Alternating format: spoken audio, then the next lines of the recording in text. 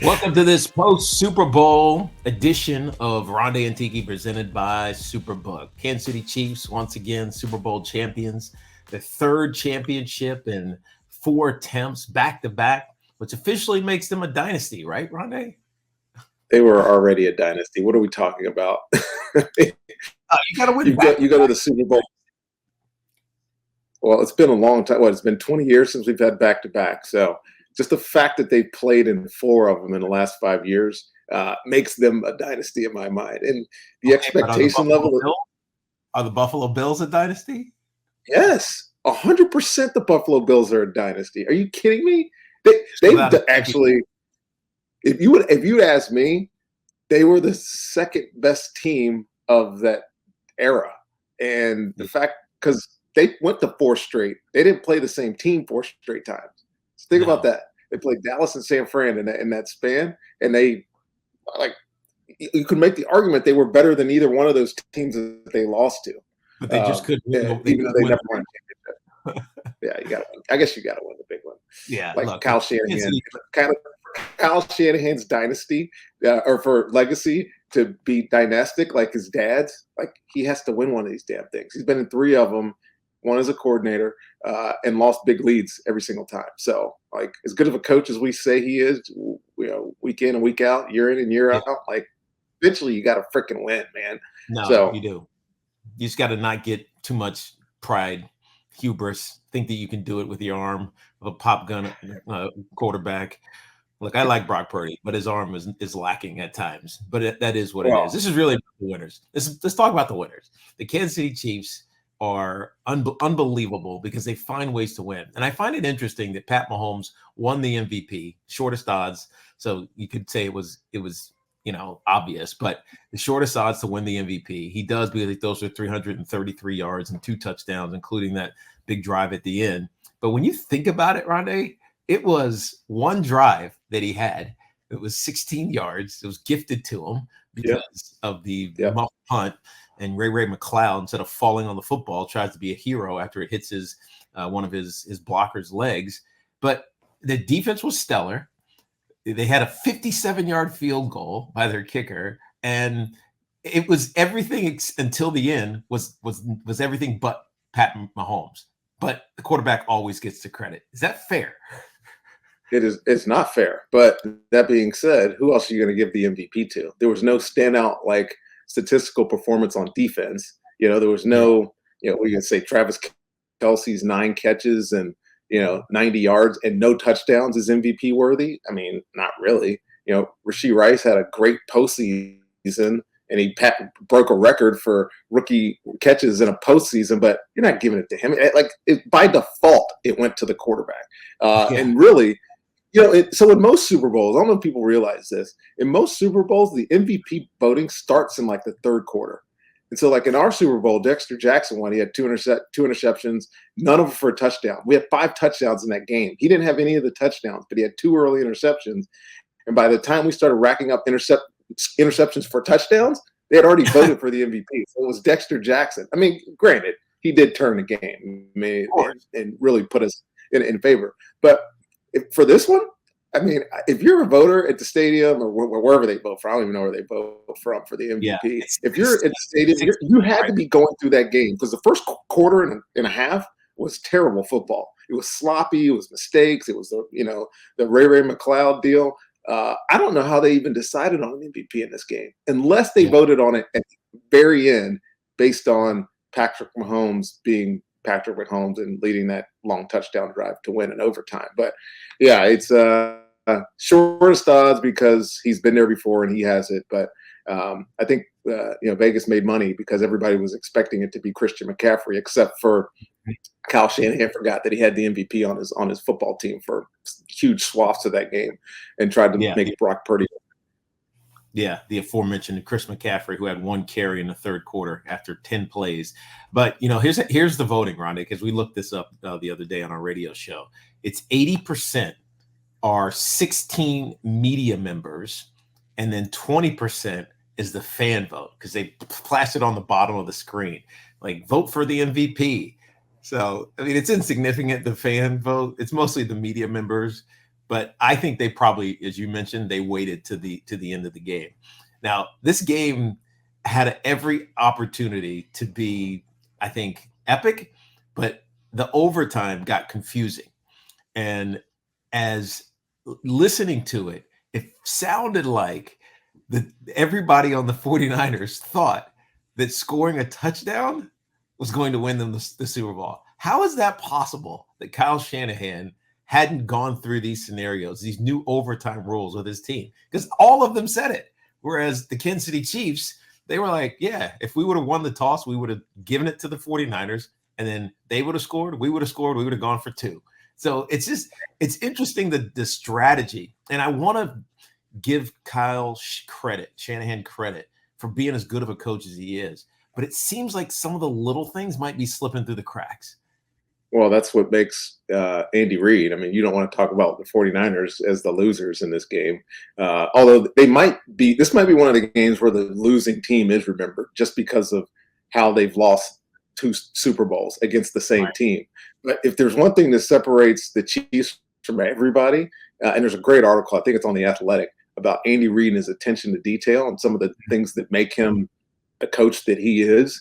And it is the little things. It's the precision, the inch and yard precision of routes and like ideas that he gets executed week in and week out that make you win little games like that, right? It will get close games like that.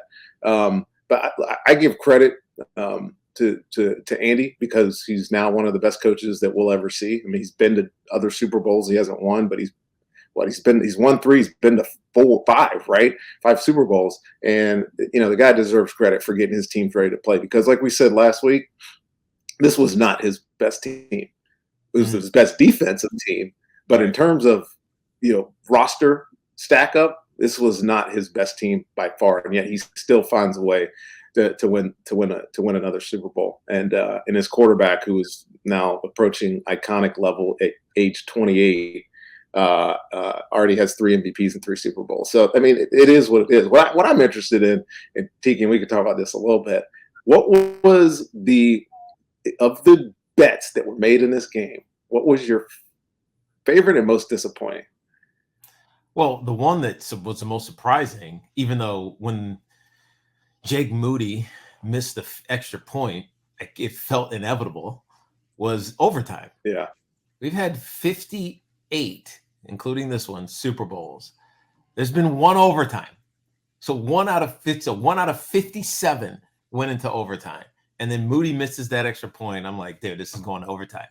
So overtime. I forget what the number was on that, but it was big, right?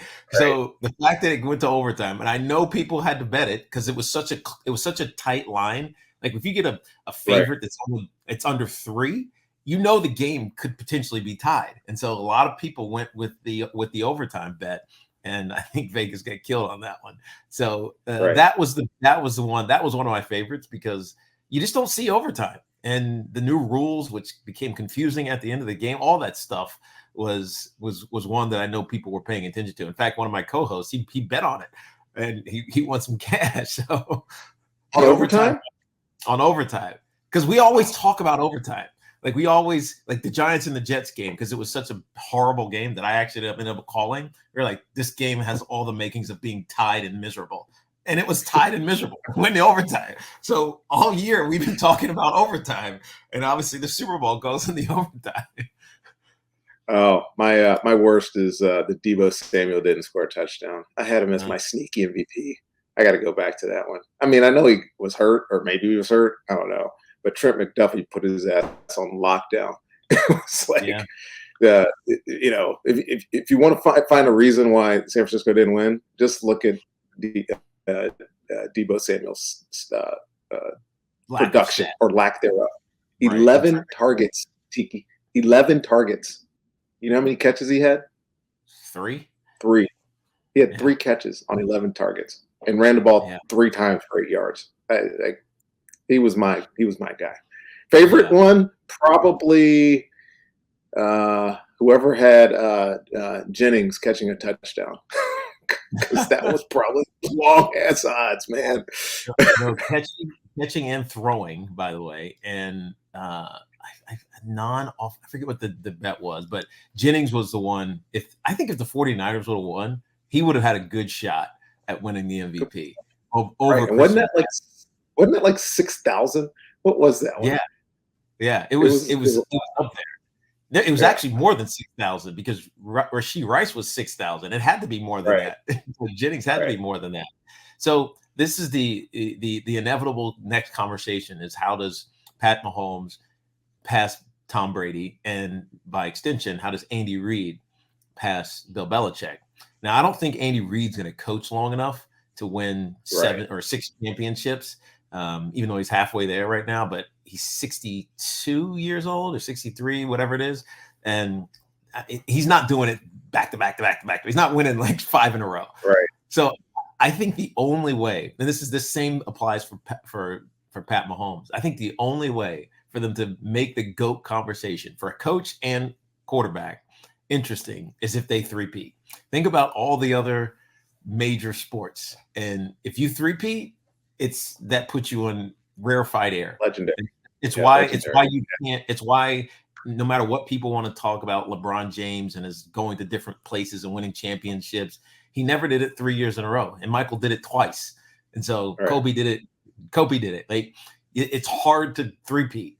It's hard to back to back because it just hadn't happened in 20 years in the NFL. If the Kansas City Chiefs three-peat and Pat Mahomes wins another Super Bowl and Super Bowl MVP, so it'll be his 4th one and his 3rd in a row, then you can have that conversation about Pat Mahomes being the GOAT over Tom Brady, despite not having the number of championships. Because we know skill-wise, like arm talent, all the nonsense that they talk about, Pat Mahomes is better than Tom Brady. But Tom Brady has the winning. Yeah, that's an interesting take. And I would not have thought about that till you just said that about three-peating. Because nobody ever talks about three-peating in football. It's too hard. It's impossible. Three-peat. So to coach first. Andy Reid is, I think, 4th most in career wins behind Shula, two older guys, and Belichick, right? And so, because he's not going to be able to not going to be able to coach till 75. There's no chance. Right. Like whatever it would take for him to get the total number of Super Bowl championships, but a three-peat puts him in rare air, right? And so, what are Kansas City's odds for to win the Super Bowl next year? And we know for a fact going into 25.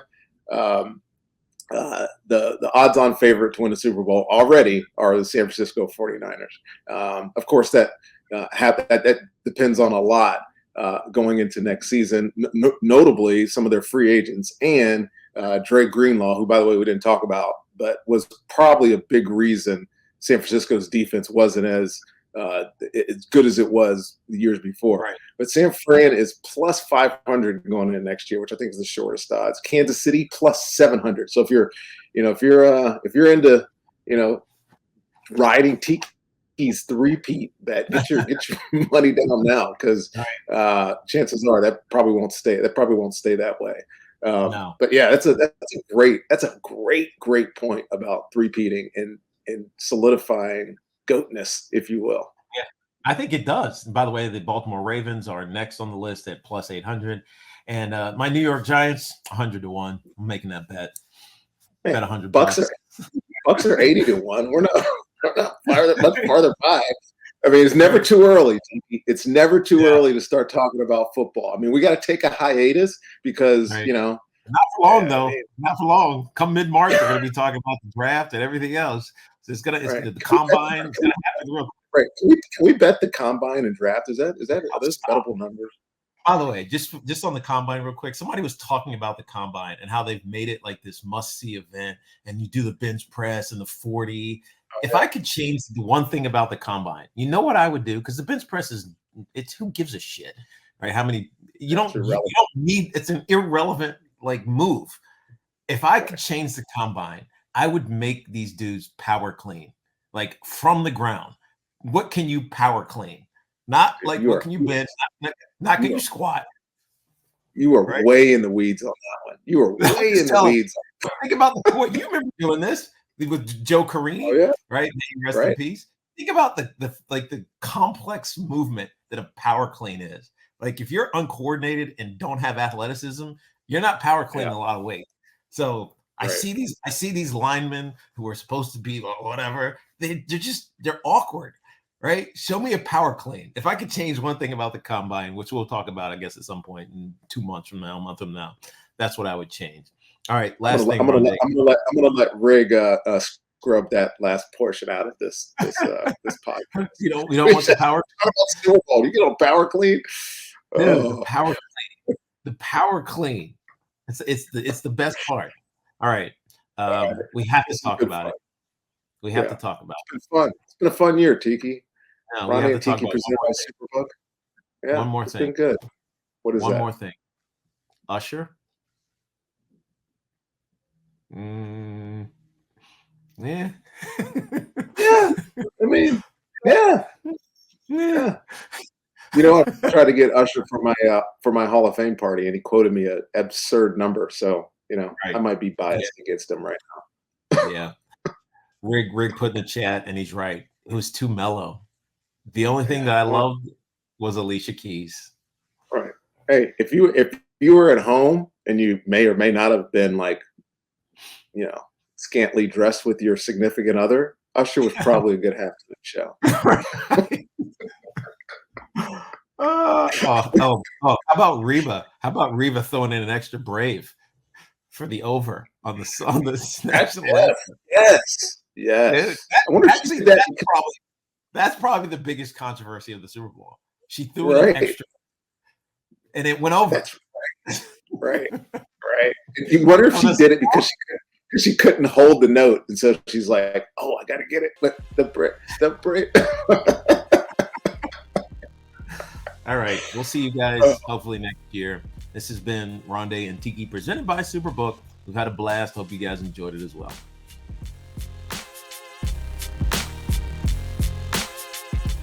The Ronde and Tiki podcast is produced by SuperBook Sports. Gambling problem? Call 1-800-GAMBLER in Colorado, Maryland, Nevada, New Jersey, Ohio, and Tennessee.